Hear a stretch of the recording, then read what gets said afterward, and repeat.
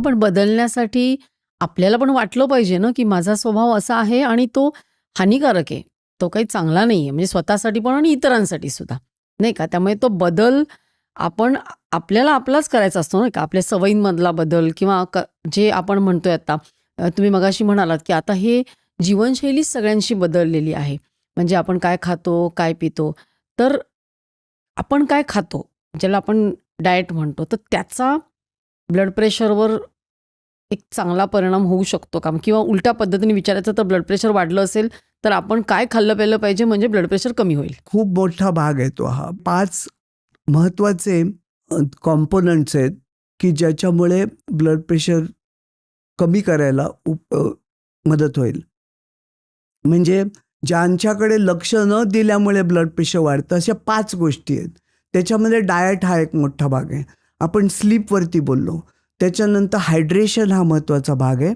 Exercise आहे आणि सर्वात महत्त्वाची गोष्ट म्हणजे माइंड ट्रेनिंग, माइंड मॉड्युलेशन और मन शांत कसं करायचं वगैरे ज्या पद्धती आहेत, त्या सगळ्या पद्धती आपण मनाचा विचार नंतर करू, कारण सर्वात महत्त्वाची गोष्ट आहे. पण ह्या इतर 4 गोष्टी आहेत. स्लीप, हायड्रेशन, डाएट आणि एक्सरसाइज. या 4 गोष्टींचा जर आपण बरोबर विचार केला तर आणि त्याच्यामध्ये आपण जरी 10%, 20%, 30% जरी आपण बदल केला तरी आपला ब्लड प्रेशरच नाही, इतर बऱ्याच लोकांच्या वरती उपयोग होऊ शकेल.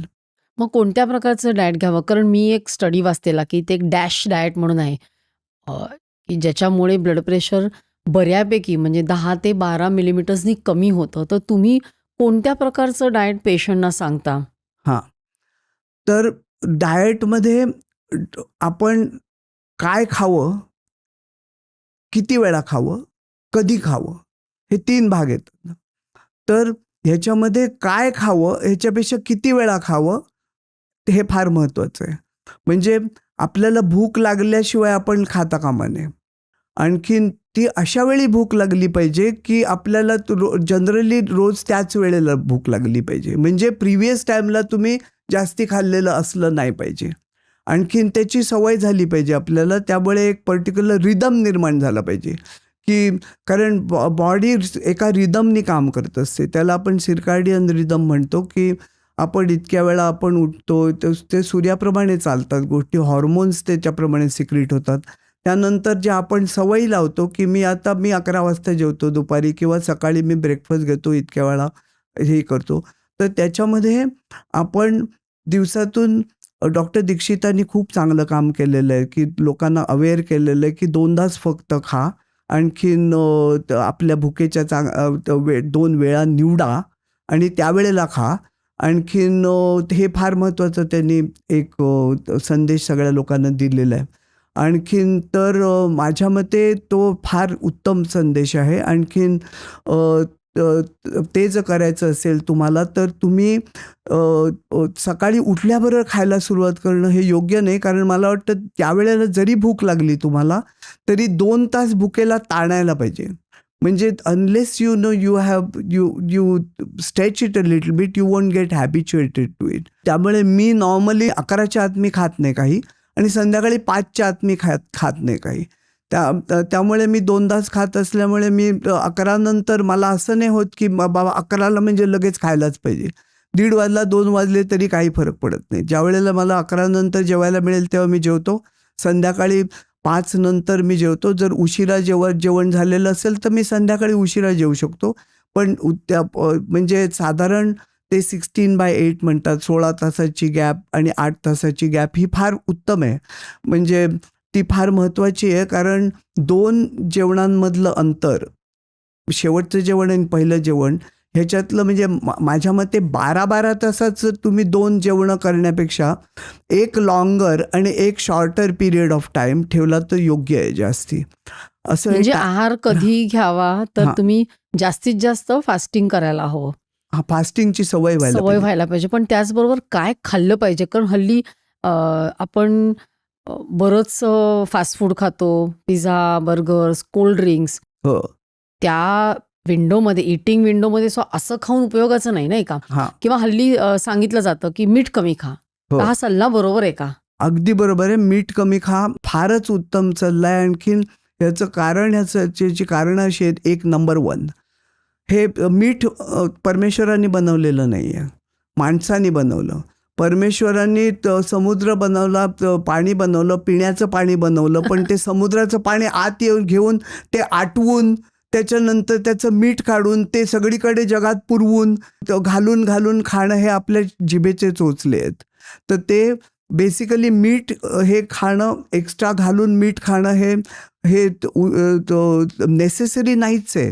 कारण सगळ्या आपल्या जेवणांमध्ये मीठ असतं. Specially if you stick to natural food. म्हणजे तुमच्या फूडमध्ये you should have fruit, vegetable, legumes and soaked nuts, raw nuts.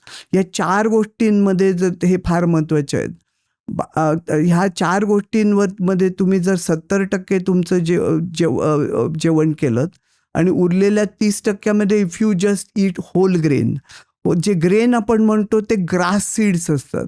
आणखी मी जे कडधान्य जी म्हणतो, म्हणजे जी लेग्युम्स म्हणतो, ते लिफी व्हेजिटेबल्सपासून निर्माण होतात, म्हणजे त्यांचे ट्रीज असतात. व्हेरेज मूग, मटकी, चवळी अशा प्रकारे. मूग, मटकी, चवळी, वाटाणा, हरभरा, ह्या गोष्टी ज्या आहेत ते सगळ्या लेग्युम्स आहेत.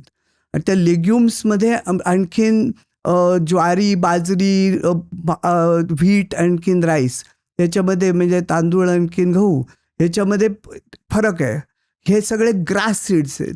जे ग्रास सीड्स आहेत ते आपण शेती सुरू केली त्यावेळेला सुरू झाले. म्हणजे साधारण 10,000 वर्षापूर्वी, मला वाटतं 10-15,000 वर्षापूर्वी फार तर शेती सुरू झाली असेल.